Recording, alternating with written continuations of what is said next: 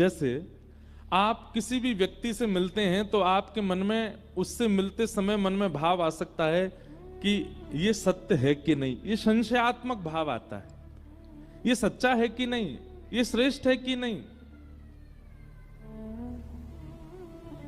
किसी कन्या का अगर विवाह भी होता है किसी पुरुष के साथ, तो पहली बार वो जब पुरुष को देखती है तो उसके मन में भी थोड़ा संशय प्रकट होता है कि ये सत्य है कि नहीं, ये वास्तविक है कि नहीं, ये ठीक होगा कि नहीं।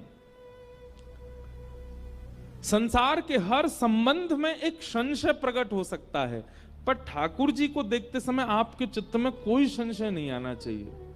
ये पूर्ण सत्य है। सबसे पहली बात, एक बात ध्यान रखिएगा, जब आप ठाकुर जी के प्रति पूर्ण सत्यता का भाव रखते हैं ना, और कोई बात फिर मन में प्रकट ही नहीं होती। आप श्री राधा रमन जी के सन्मुख गए और राधा रमन जी को देखते ही आपने मन में भाव रखा ये पूर्ण सत्य है, तो आप उनसे कुछ और मांगोगे नहीं।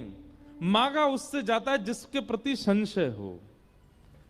जब आपने किसी को सत्य मान लिया तो संशय खत्म हो गया, और संशय खत्म होते फिर मांगा नहीं जाता है। और एक बात कहें,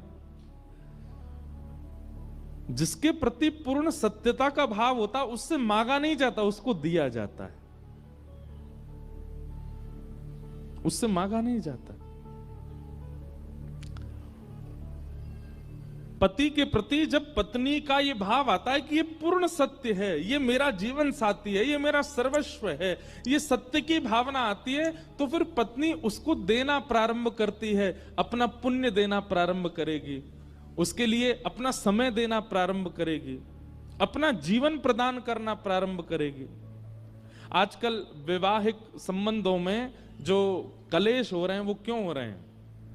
कहीं ना कहीं पति पत्नी को, पत्नी पति को अपना पूर्णता नहीं दिखा पाते, इसलिए पत्नी को भी लगता है इसके लिए मैं क्यों अपना जीवन बर्बाद करूं, इसको समय क्यों दूं, इसके लिए अपना जीवन ऐसा क्यों करूं, और वहीं से फिर वो खटास अलग कर देती है दोनों को।